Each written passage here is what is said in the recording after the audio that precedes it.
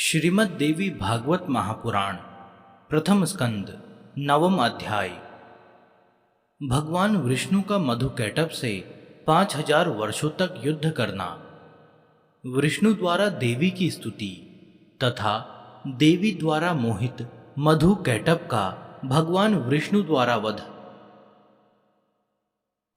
सूत जी बोले, हे मुनिजनों, जब जगतगुरु भगवान विष्णु के शरीर से निद्रा देवी निकली, उस समय उनके नेत्र, मुख, नासिका, भुजा, हृदय तथा वक्ष स्थल से निकलकर वे श्रेष्ठ तामसी शक्ति आकाश में स्थित हो गई।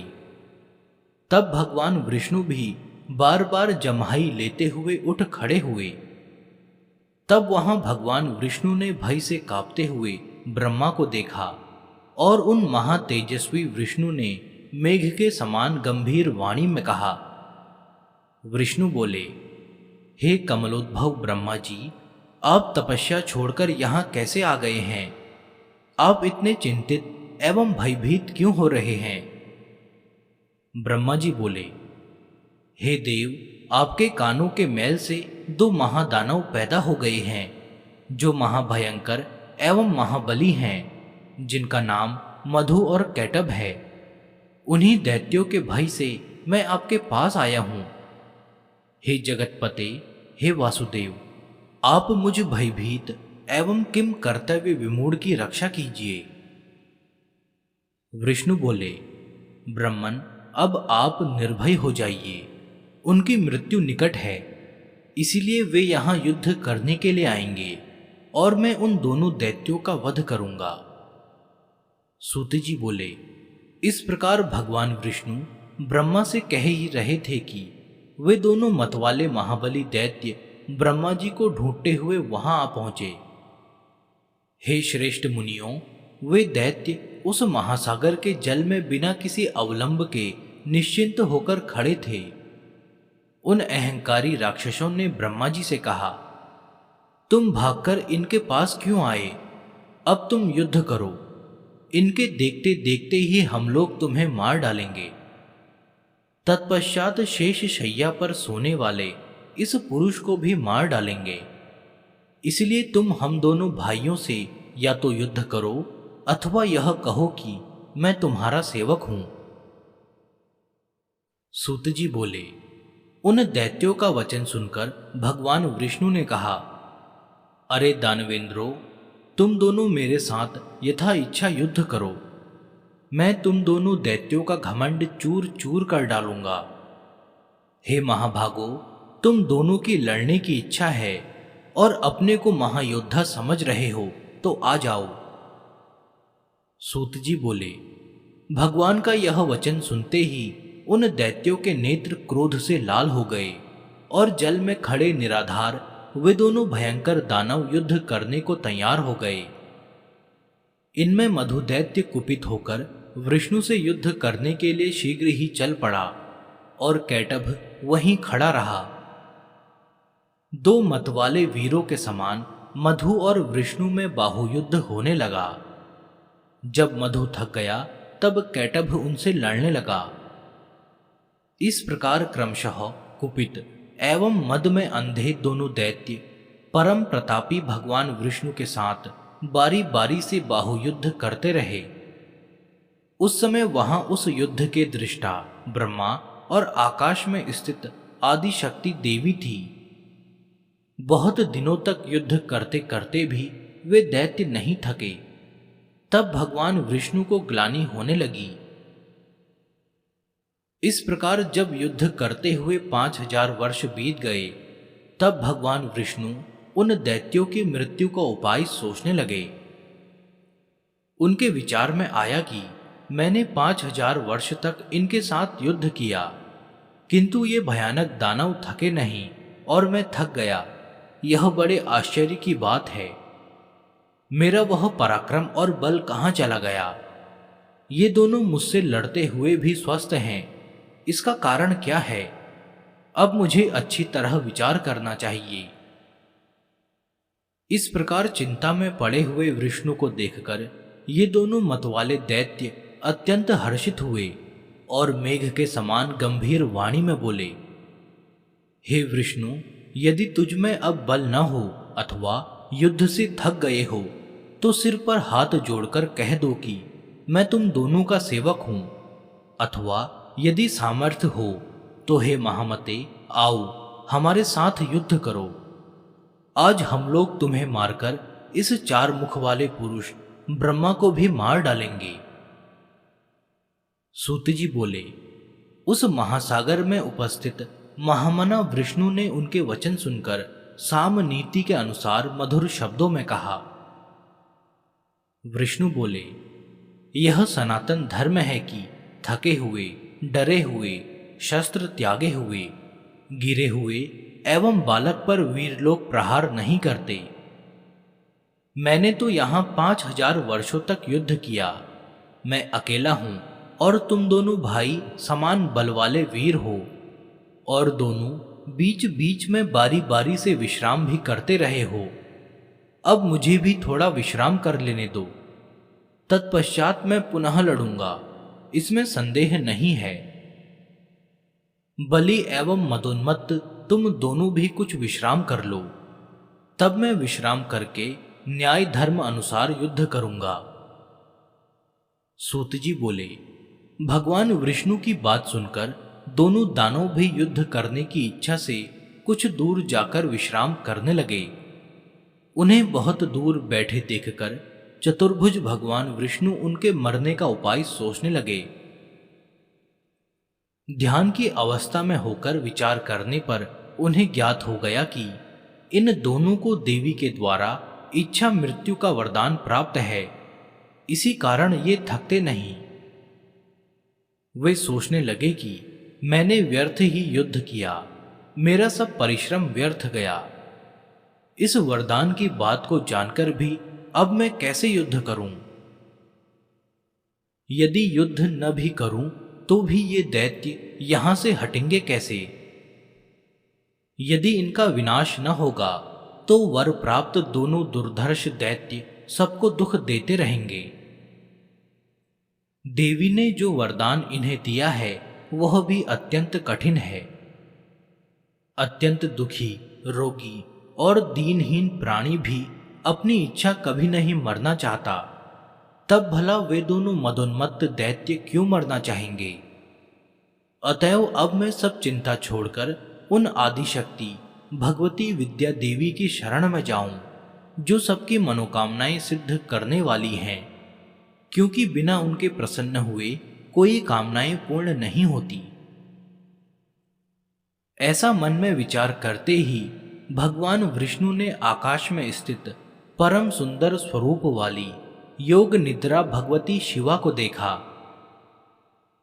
उन्हें देखते ही योगेश्वर अनंत भगवान विष्णु उन दोनों दैत्यों के विनाश के लिए हाथ जोड़कर वर प्रदायिनी भगवती भुवनेश्वरी की स्तुति करने लगे। विष्णु बोले, हे देवी, हे महामाये, हे सृष्टि संहार कारिणी, हे आदि अंत रहित, हे चंडी, हे भुक्ति मुक्ति प्रदायिनी शिवे, आपको नमस्कार है। हे देवी, मैं आपके सगुण तथा निर्गुण रूप को नहीं जानता, फिर आपके जो असंख्य अद्भुत चरित्र हैं उन्हें कैसे जान पाऊंगा? मैंने आपके अत्यंत दुर्घट प्रभाव को आज जाना है, जबकि मैं आपके द्वारा प्रेरित योग निद्रा में विलीन होकर अचेत हो गया था। ब्रह्मा ने मुझे बड़े यत्न से बार बार जगाया था, किंतु मैं अपनी छहों इंद्रियों के संकुचित होने के कारण जाग न सका। हे अंबिके, उस समय मैं आपके प्रभाव से अचेत हो गया था। जब आपने अपना वह प्रभाव हटा लिया तब मैं जागा, और मैंने उन दानवों के साथ अनेक प्रकार से युद्ध किया। उस युद्ध में मैं तो थक गया, किंतु वे नहीं थके, क्योंकि उन्हें आपका वरदान प्राप्त था। जब वे मदोन्मत्त दानव ब्रह्मा जी को मारने दौड़े, तब मैंने भी पुनः द्वंद्व युद्ध के लिए उनका आह्वान किया। हे मान प्रदायिनी, उस समय मैंने उनके साथ महासागर में घोर युद्ध किया। बाद में मुझे ज्ञात हुआ कि आपने उन्हें इच्छा मरण का अद्भुत वरदान दिया है। यह जानकर आज मैं शरणदायिनी आपकी शरण में आया हूं। अतएव हे माता, अब मेरी सहायता आप ही करें, क्योंकि मैं युद्ध करते करते बहुत ही खिन्न हो गया हूं। हे देवताओं की पीड़ा हरने वाली, आपके वरदान से दोनों दानव मदोन्मत्त हो गए हैं। वे दोनों पापी दैत्य मुझे मार डालना चाहते हैं। अब मैं क्या करूं, कहां जाऊं? प्रणाम करते हुए उन जगन्नाथ सनातन वासुदेव विष्णु के ऐसा कहने पर मुस्कुराती हुई उन देवी ने उनसे कहा, हे देव देव, हे हरे, हे विष्णु, आप पुनः उनसे युद्ध कीजिए। इन दोनों वीरों को छलपूर्वक मोहित करके ही मारा जा सकता है। मैं अपनी वक्र दृष्टि से उन्हें मोहित कर दूंगी। हे नारायण, अपनी माया से जब मैं इन्हें मोहित कर दूंगी, तब आप शीघ्र ही इन दोनों का वध कर डालिए। सूत जी बोले, देवी के प्रीति रस से पूर्ण वचनों को सुनकर भगवान विष्णु उस सागर में युद्ध स्थल में आकर खड़े हो गए। तब विष्णु को आते देख वे दोनों युद्ध के अभिलाषी महाबली दैत्य भी वहां आ डटे। भगवान विष्णु को अपने सामने देखकर वे बड़े प्रसन्न हुए और कहने लगे, हे महाकाम, हे चतुर्भुज, ठहरो ठहरो। हार और जीत को प्रारब्ध के अधीन समझकर अब तुम हमारे साथ युद्ध करो। बलवान व्यक्ति विजय प्राप्त करता है, किंतु कभी कभी भाग्यवश दुर्बल व्यक्ति भी जीत जाता है। आप जैसे महापुरुष को जय या पराजय में हर्ष या शोक कभी नहीं करना चाहिए। आपने दानव शत्रु होकर पूर्व काल में बहुत से दैत्यों को अनेक बार हराया है, परंतु इस समय तो हम दोनों के साथ लड़ते हुए आप पराजित हो गए हैं। सूत जी बोले, ऐसा कहकर वे दोनों महाबाहु दैत्य युद्ध करने को तत्पर हो गए। तब वहां अवसर देखकर ज्यों ही विचित्र कर्मा विष्णु ने उन दोनों पर मुष्टि से प्रहार किया, त्यों ही उन दोनों बलोन्मत्त दैत्यों ने भी विष्णु पर मुष्टि प्रहार किया। इस प्रकार उनमें परस्पर महाभयंकर युद्ध होने लगा। उन दोनों महाबलशाली दानवों को युद्धरत देखकर श्री हरि नारायण ने दीन दृष्टि से भगवती की ओर देखा। सूत जी बोले, विष्णु की ऐसी करुणाजनक दीन दशा देखकर अरुण नेत्रों वाली भगवती उन दोनों दैत्यों की ओर देखकर हंसने लगी और उन्होंने दूसरे काम बाणों के समान मंद मुस्कान युक्त तथा प्रेम भाव से भरे अपने कटाक्षों से उन पर प्रहार किया। इस प्रकार देवी के कटाक्ष को देखकर वे पापी मधुकैटभ अत्यंत मोहित हो गए। वे कामांध दानव अपने ऊपर भगवती की विशेष अनुकंपा जानकर काम बाण से अत्यंत पीड़ित होने लगे और अपूर्व शोभाशालिनी भगवती को देखते हुए वे वहीं खड़े हो गए। भगवान विष्णु भी देवी के उस प्रयत्न को समझ गए। दोनों कामी दानवों को देवी की माया से विमोहित जानकर स्वकार्य साधक भगवान विष्णु ने वहां मेघ के समान गंभीर एवं मधुर वचनों के द्वारा उन दोनों का उपहास करते हुए कहा, हे वीरों, तुम्हारी जो इच्छा हो वर मांगो। तुम दोनों के युद्ध से मैं अत्यंत हर्षित हूं, अतः मैं तुम्हें मनोभिलषित वर दूंगा। यद्यपि पूर्व काल में भी मेरे द्वारा अनेक दानव युद्ध करते हुए देखे गए हैं, किंतु तुम दोनों भाइयों के समान मैंने किसी को देखा सुना नहीं। तुम दोनों के अतुलनीय बल को देखकर मैं बहुत संतुष्ट हूं। हे महाबली दानवों, मैं तुम दोनों भाइयों की वांछित कामनाएं पूर्ण करूंगा। सूत जी बोले, विष्णु का यह वचन सुनकर कमल के समान नेत्र वाले काम पीड़ित वे दोनों दैत्य जगत आनंददायिनी भगवती महामाया को देखते हुए विष्णु से अभिमान पूर्वक बोले, हे विष्णु, हम लोग याचक नहीं हैं, अतः आप हम लोगों को देना क्यों चाहते हैं? हे देवेश, यदि आप लेना चाहें तो आप जो मांगिए हम दे सकते हैं, क्योंकि हम लोग भिक्षुक नहीं हैं, दाता हैं। हे हृषिकेश, आप अपना मनोभिलषित वरदान मांगिए। हे वासुदेव, आपके अद्भुत युद्ध से हम लोग आप पर अत्यंत प्रसन्न हैं। उन दोनों का वचन सुनकर भगवान विष्णु ने उत्तर दिया, यदि तुम दोनों मेरे ऊपर प्रसन्न हो तो यही वरदान दो कि तुम दोनों भाई अब मेरे ही हाथों मारे जाओ।